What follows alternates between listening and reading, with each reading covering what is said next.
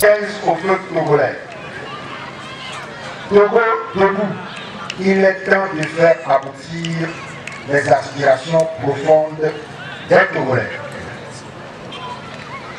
Le 5 février 2005, à la mort du général Nassime Eyadema, des officiers supérieurs de l'armée imposent son fils Faure Gnassingbé, qui lui succède dans un bain de sang en tant que président de la République, sans aucun égard pour les dispositions constitutionnelles en vigueur.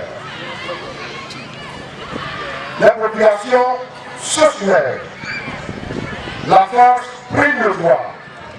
L'injustice, l'arbitraire et la violence parachèvent la forfaiture et l'imposture d'une parodie d'élection organisée le 24 avril 2005.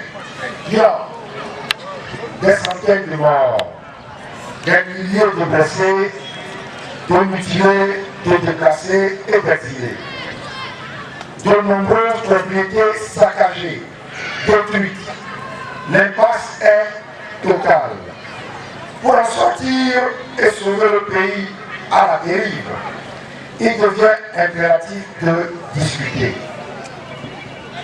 Le 20 août 2006, après de longues et rudes négociations et d'importants efforts de concession et de consensus, le gouvernement et le parti au pouvoir, les partis politiques de l'opposition, la société civile, concluent et signent à Lomé, sous l'égide de la communauté internationale et notamment de la CEDEAO et de l'Union européenne, un accord politique global APG destiné à instaurer la paix, la sérénité et la cohésion sociale dans notre pays, le Togo. Un accord qui cristallise les aspirations du peuple togolais à la liberté, à la justice, à un développement partagé et à la sécurité pour tous. Un accord pour sceller notre attachement à la démocratie, à l'état du droit et à la bonne gouvernance. Un accord pour faire triompher la vérité et favoriser la réconciliation entre les filles et les fils de notre cher pays. Mais depuis lors, le régime RPT unir n'a de cesse de fouler aux pieds l'APG et tous les engagements pris en matière d'atelier Assoun, ou torture parlementaire, etc. Pendant que la dictature se consolide, que l'injustice s'étend, que les inégalités sociales s'amplifient et que la corruption gagne toutes les sphères de l'administration publique dans un contexte d'impunité et de violation intempestive des droits et libertés des citoyens. 20 août 2006, 20 août 2016, cela fait aujourd'hui 10 ans jour pour jour.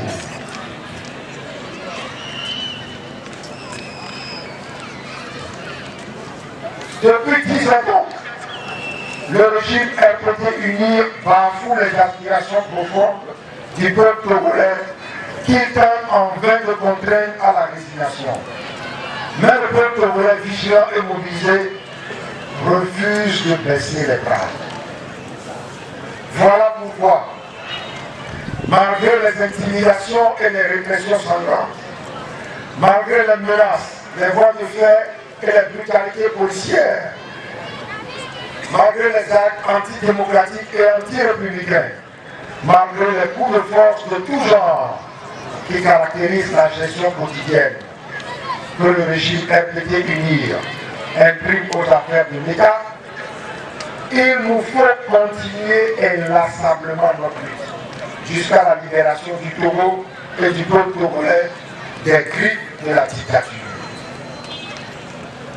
C'est dire que toutes les réformes politiques et électorales prescrites par l'APG doivent être mises en œuvre pour éloigner définitivement du Togo le spectre de la violence, les massacres de population et les exactions de toutes sortes. Togolaises, Togolais, C'est à juste titre que vous vous indignez de l'imposture. Le péril à nos portes montre clairement que le salut de chacun de nous réside en notre capacité à nous mobiliser massivement pour mettre un terme au régime de dictature qui régente notre pays depuis des décennies. Pour cela, engageons-nous individuellement et collectivement. Engageons-nous avec détermination aux côtés de CAP 2015 et de ses alliés, dans une action politique commune et des PA, PSR, UDS, Togo et leurs alliés. Et je saisis l'occasion pour remercier encore une fois nos collègues des associations de la société civile et des autres partis politiques que nous avons invités et qui sont présents à la tribune.